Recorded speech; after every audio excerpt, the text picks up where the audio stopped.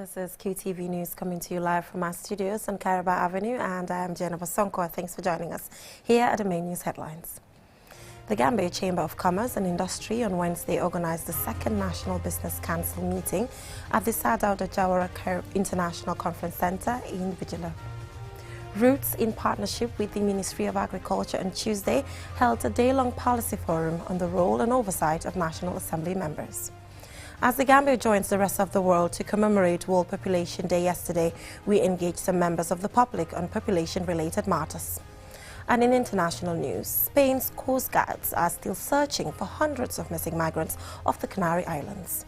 And in sports news, BST Galaxy Football Club, exceeding all expectations, have secured promotion to the GFF First Division in their first attempt. Well, those were the main headlines, and now the news in detail. Do stay with us.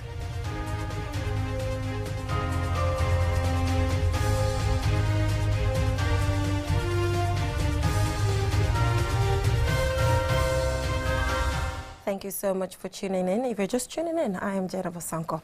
Now, the Gambia Chamber of Commerce and Industry on Tuesday organized the second National Business Council meeting at the Sir Dawda International Conference Center in Bijilo. Lole M. Kamara attended the event, and this is her report. The meeting was chaired by the Vice President of the Gambia, Mohamed B.S. Jallow. The meeting brought together government officials, including the Minister of Trade and the private sector. The National Business Council, NBC, is a public-private partnership which began in 2019. The NBC is working to better the Gambian investment conditions of the Gambian economy, especially during critical times. Mohamed Shine, Senior Business Development Officer at GCCI, elaborates. It's a council that is made up of 5 cabinet ministers and about 5 key business people from different sectors of the economy. So the idea of the council is that they meet every quarter to discuss prevailing business issues and try to come up with recommendations to improve business operations in the Gambia. The Vice President of the Gambia said having a strong enabling framework for business is essential to unlock Gambia's potential. A strong private sector will help to realize the National Development Plan goal of providing a stable economic environment that is conducive to fostering strong, sustainable and private sector-led economic growth for jobs and wealth creation for an improved standard of living. As the President, His Excellency Adama Barrow, stated at the Gambia Revenue Authority Award ceremony held on 4th March 2023, and I quote, "Government will meet its obligation of creating the enabling environment and fiscal space for the private sector to thrive. Consider this as an assurance from my government to the private sector," unquote.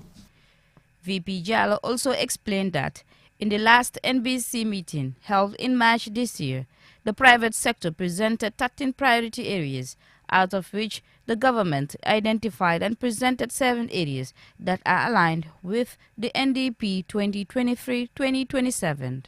The priority areas were analyzed and 8 areas were adopted in liaison with the GCCI. The Honorable Minister of Trade, Industry and Regional Integration will present the list of the priority areas and provide a short justification and action plan for each. It is the government's expectation that focusing on these priority areas will enable the NBC to fully consider and adopt the necessary measures to enable the Gambia to become competitive and take advantage of opportunities offered by regional trade agreements such as with ECOWAS and the African Continental Free Trade Agreement. The President of the Gambia Chamber of Commerce and Industry, Idrissa Masjoub, pointed out some cross-cutting issues affecting the business sector. We had identified the priority areas, and today these are the areas that we want to discuss. It's a long list, but we are only focusing on trade. Why trade? If you look at the Gambia, the amount of activity, import and export, is over $2 billion. We're going to focus on the port. Like I was saying, import and export in the Gambia represents almost 40% of GDP. It's about $2 billion that pass through the port. In terms of value, 90% of it is import, maybe 10% is export. If you add it on average, we pay 20% on that. Members and participants at this event will discuss the challenges faced by the business community and find ways to address them. For QTV News, Lole M. Kamara. Roots, in partnership with the Ministry of Agriculture, on Tuesday held a day-long policy forum on the role and oversight of National Assembly members in the implementation of the national development projects. More in this report. This stakeholder engagement is organized to create more awareness of the role of parliamentarians in the approval of projects, budgetary allocations for key sectors such as agriculture, and how they are providing effective oversight will enhance the successful implementation of national development projects. The convergence is also expected to help policymakers as well as development partners identify challenges in the implementation of projects. Mamour Aliou Diagne is the Roots Project Director. He says it is important for parliamentarians to have such engagements with officials involved in the formulation of projects, as this will help them understand the challenges they face and how Parliament's positive intervention will impact the implementation of projects. The National Assembly in general and the select committees in particular, they have specific roles and functions with respect to oversight, but also one often underplayed or overlooked role is the support given to institutions, projects, programs, ministries within the executive, namely the allocation of resources to enable us to function. And that is something that we need to appreciate better and also understand better. Honorable Omar Dabo, chairperson of the National Assembly Select Committee on Agriculture and Rural Development, commended Roots for organizing what he described as a convergence that is necessary for the formulation of sound policies that will greatly impact development in the country. The only thing we would like to do is to appeal to all the project coordinators, project directors, not only Roots, to try and emulate Roots. But this is the second time Roots is organizing this program between them and the National Assembly, and it has been paying dividends. They give us all the activities, all what they have done within a year, the amount of funds they receive, and we are able to make our own checklist to track it. On behalf of the ministry, Sariyang Jobate, Deputy Director General of the Department of Agriculture, says the forum will enhance collaboration between government departments and the National Assembly, adding that the ministry remains committed to supporting stakeholders in the sector, especially in ensuring the successful implementation of projects. They provide these oversight functions to ensure that accountability, equity, and sense of responsibility is being engendered in the implementation of those activities that are out to satisfy and also develop the general population. There were several presentations, including one on the mandate of the National Assembly in relation to project approval, resource allocation and oversight. And participants also made recommendations on how to further strengthen relations between Parliament and government agencies in the implementation of projects. Answane Sonyasi for KTV News. Now, yesterday, the 11th of July, was World Population Day, set aside to recognize the urgency and the importance of population issues across the world. I engaged some members of the public on population-related matters, and there's more in this report. In 2011, the global population reached the 7 billion mark. It stands at least almost 7.9 billion in 2021, 8 billion in 2022, and it's expected to grow to around 8.5 billion in 2030, 9.7 billion in 2050, and 10.9 billion in 2100. In 1955, there were 2.8 billion people on Earth. Today, that is the population of China and India alone. According to the United Nations, this dramatic growth has been driven largely by increasing numbers of people surviving to reproductive age and has been accompanied by major changes in fertility rates, increasing urbanization, and accelerating migration. The theme for this year's World Population Day is Unleashing the Power of Gender Equality. More than 40% of women around the world cannot make decisions on sexual and reproductive health and reproductive rights. Nearly 1/3 of women have experienced intimate partner violence, non-partner sexual violence, or both. and only 6 countries have 50% of more women in parliament in single or lower houses. Aissatou Seka is the youth chairperson of the Kanifing Municipal Council Youth Committee. We are now advocating for gender equality, especially when it comes to Gambia, pushing for more women empowerment, seeing women taking up leadership position both at the national and international level. It is so good, and currently, when you look at the National Assembly of the Gambia, women have been advocating and having women advocating for the quota system as well. We have been pushing for it. And looking at the councils this time, we have seen more women coming to take leadership position when it comes to the local government authorities. That's really good. And we're hoping to see more women taking leadership position in the Gambia. To many, the Gambia's biggest economic challenge is its youthful population. Unemployment and irregular migration are one of the biggest challenges encountered by youth in the Gambia. Mary Job is the Deputy Executive Director of the National Youth Council. I think young people need to realize that they're doing well in terms of unlocking their potentials, and so we need to realize that we need to also do more in achieving what we want towards the development of the young people. It's both sides. I think we are doing well in terms of skills development, in terms of ICT, in terms of innovation, but we need to do more to realize our dreams as young people, because we form 60% of the population, most especially young ladies. We have been doing well. We have been seeing young people in the forefront of national development. But statistics show that Africa is the fastest growing continent in the world, with countries including Niger, Uganda, DRC, Angola, Chad, Mali and Somalia each growing at a rate greater than 3% per year. As one of the most vulnerable continents to poverty, climate change and human rights deficiencies, the continent has a lot of work to do to ensure no one is left behind. Reporting for QTV News, I am Jennifer Sonko. From that story, we will now go for a short commercial break, and when we come back, we have some more local, international, as well as sports news. Don't go anywhere. Inco Home Choice. Home Choice. Bagaas bu baax mooy def liggéey bu baax te wóor te soo ko jëndee dina la yóbbu ci diir bu yàgg te du gaaw a yàqu. Inco Home Choice ñoo leen indil bépp xeetu bagaas yi judduwaay yi ngeen mun a jëfandikoo ci seeni métier yi.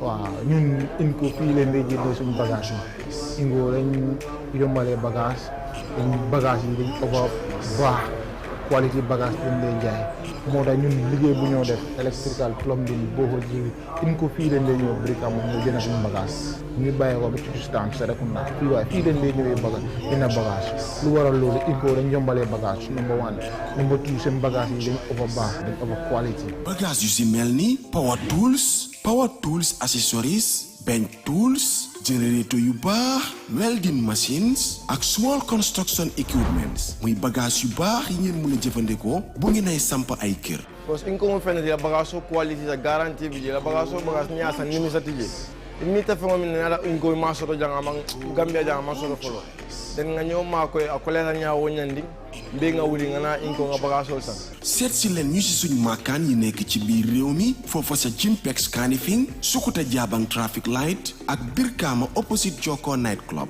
wala ngeen call ñu ci 532 5773 wala 341 7619 wala 739 8863 wala 303 9300 wala nga email ñu incogambia@gmail.com. ak Inco Home Choice jafe-jafe ci wàllu bagage yi ngeen di jëfandikoo ci seen métier yi jeex na. Inco Home Choice.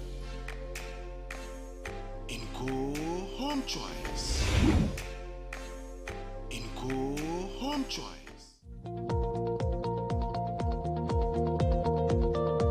To make sure your company's products and services reach your potential customers, it is essential that you choose the right channel for your marketing purposes. QTV has the widest reach locally and beyond, and we can give your business the visibility it needs. Call QTV Marketing on +220 324 4444 or email us at marketing@qtv.gm and take your business to the world.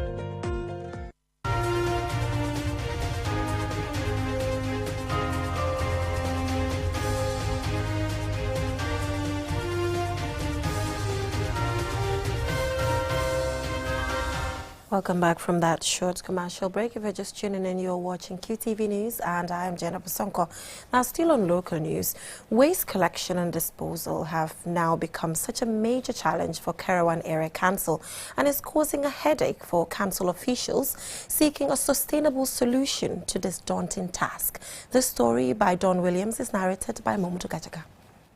As the dust settles after the local government elections, communities are expecting improved services from their respective councils. However, Kerawan Area Council officials are battling with one of their biggest challenges, which is collection and disposal of waste. Community members and the business community have taken the council to task for failing to clear the various types of waste left unattended before and after the Tobaski sales, as well as the clogged drainage after each heavy rainfall. Malik Samba, the councillor for Farafeni Ward, apologized on behalf of the council and explained their challenges and says the council is appealing to the public. His first words were, "We lack manpower and vehicles." The problem we are facing right now is a general problem, I can say. Of course, we have transportation problem, but we also have human resource problem. Yes, transportation problem in the sense that we used to have 2 tractors, but one was off the road some time ago, and the other one we were using also got a breakdown. Until recently, all the works we have been doing, we do it on renting tractors daily. So, and also when you come to the side of human resource, we don't have enough people that are doing the work of laborer. That is those who collect the garbage and dump it at the dump site. We only have 4 personnel who are doing that. And if you look at Farafenni, as a big town, definitely need more than 4 people to do this type of work. Councillor Samba then addressed the concerns about the drainage. So when you come to the side of the gutter, the last time we had a blockage in the first rain. The reason for that was not council's fault. It's nothing, that has any connection with the council. This was a technical problem that happened when they were building the drainage. However, the councillor makes this appeal. It's very true that the council don't have, enough human resource when it comes to the collection of this waste, because we only have 4 personnel on the ground doing this job. And, it's not that we don't want to pay people to do the work, but in fact, it is very difficult to find people who are willing to do this work. Applications are open, and we are calling on every Gambian or even non-Gambian who can do this work to write to the council, and your appointment will be considered. Here's what Bubakar Jallo, one of the laborers on the job, had to say. Ñun Farafenni fi suñ coono bi fi affaire mbal bi daal ci marché bi fi doy na waar trop.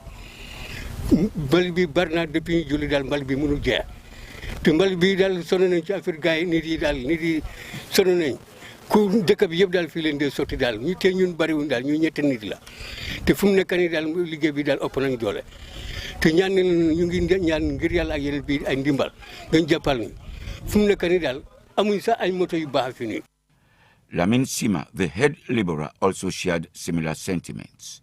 Malik Mbai, a voluntary truck owner and patriot, offered his truck to assist at no cost, said, dañ gis ne ñun waa Farafenni leen so gis ngeen gars yi seen tracteur yëpp dañ am problème mbalit baa ngi taxaw mënuñoo dem so tey ñu toog ne xaaral ñu ñëw jàppale leen volontaire pour dimbale leen ñu buub mbalit bi so loolu moo tax moo doon sin tànka tey sin councilor Malik si la ma call bi si guddi démba wax ma ko so ma ne ko suba insha Allah xaaral ñu ñëw dimbale la. Unless there is a positive response to the appeals by councillors, waste collection and disposal are likely to remain problematic for residents and the business community. Don Williams, QTV News for Afeni. Don Williams there on Kerewan Area Council's waste management issues instead of Mamudu Gajaga, as earlier mentioned. Now let's take a look at news beyond our borders.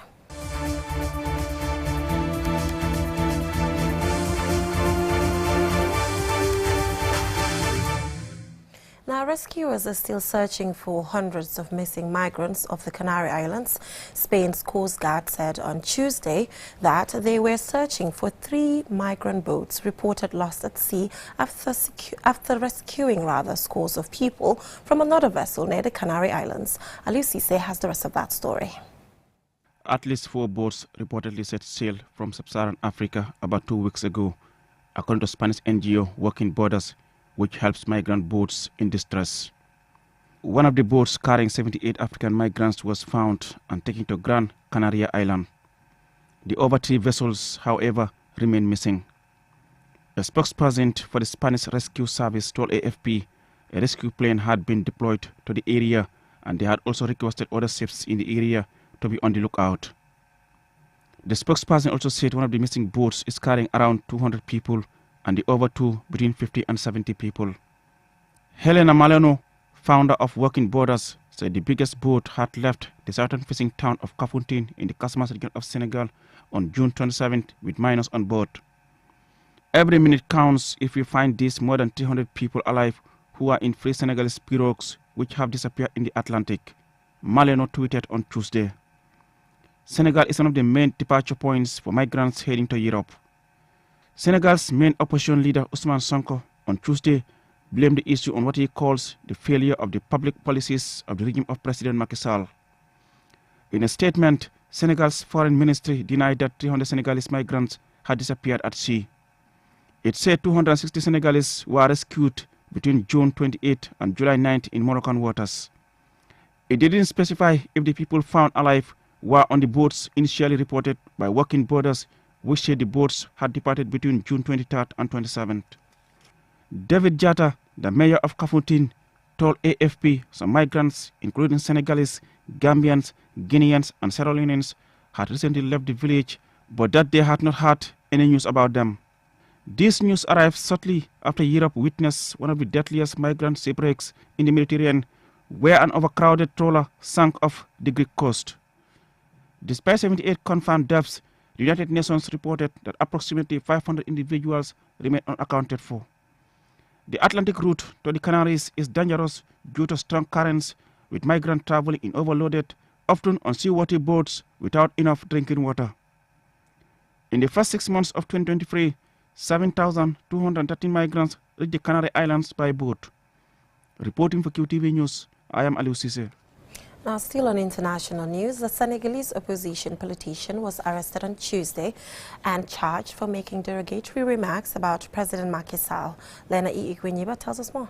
Biram Souleye Diop, a prominent member of the PASTEF political party and the Yewwi Askan Wi opposition coalition, was charged in connection with a sarcastic statement he made last week in response to President Sall's announcement earlier this month that he would not run for re-election.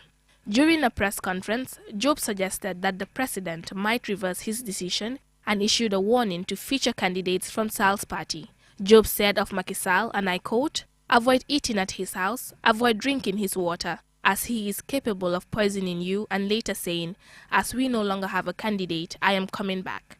Despite later apologizing for his comments, Diop's lawyer Moussa Sarr revealed that he was charged with committing acts likely to jeopardize public peace and an offense against the President of the Republic.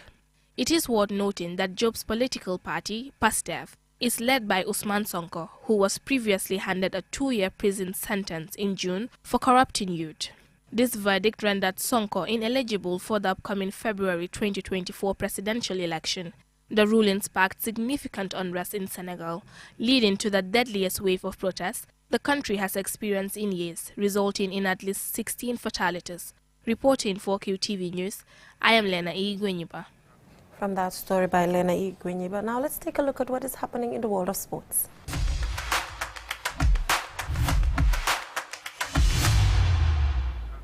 Now, BST Galaxy Football Club, exceeding all expectations, have secured promotion to the GFF First Division in their first attempt.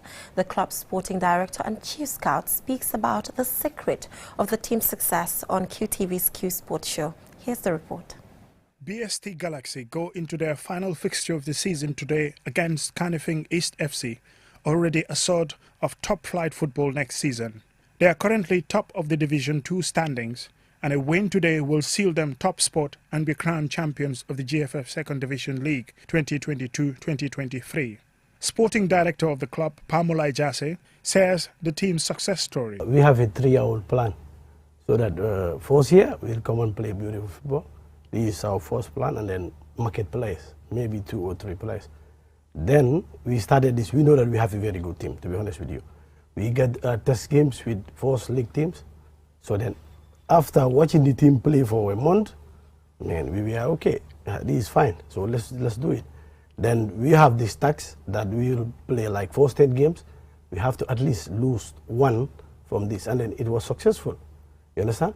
So we went at a period of time that everything was not going well, but come on. BST Galaxy was formerly Diba Oil, playing second division football when it was acquired by Boubacar Steve Trawale, Gambia International and Hammarby IF footballer. As BST Galaxy, the team's ambition was to play an attractive brand of football to market players in Europe. The chief scout of the club, Elijah Dean, is responsible for recruiting the players. I do scouting from Nawetans and from this zonal competition. So if you could see in the National League, they are most of experienced players. At times, when you talk to big players, it's very difficult for them to listen to you and stuff.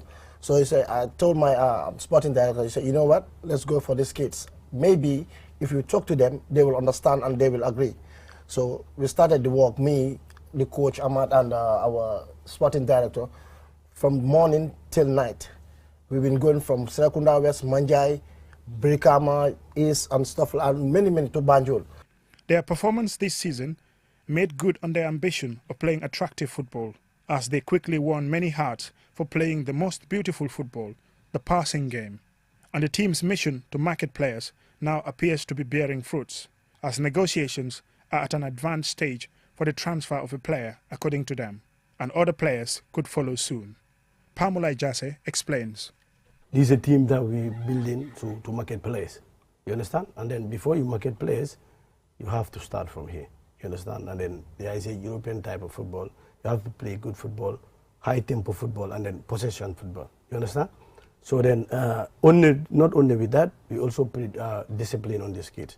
That's the basic thing in BST Galaxy, discipline. You have to come to training earlier. We monitor even players' phone calls, I'm telling you, at night. Right now, you have already made 1 transfer, right now. Okay. So maybe in 2 or 3 days' time, we will announce it, you understand? And then before the season closes, we're going to make 5 transfers in total. BST Galaxy has been a revelation in the second division this season. With their promotion to the top tier of Gambian football, many will be eager to see how they will fare among the elites. Mudu Gajaga, QTV News. Now we have news that BST Galaxy drew 0-0 against Canifing East, missing out on the second division title. And TMT FC are the champions after beating Hearts FC 4-1 in today's game. Now congratulations to TMT FC and BST Galaxy. Well, that is all we have for you in this edition of QTV News. Join us at 10 p.m. for another bulletin. Thanks for watching and have a great evening.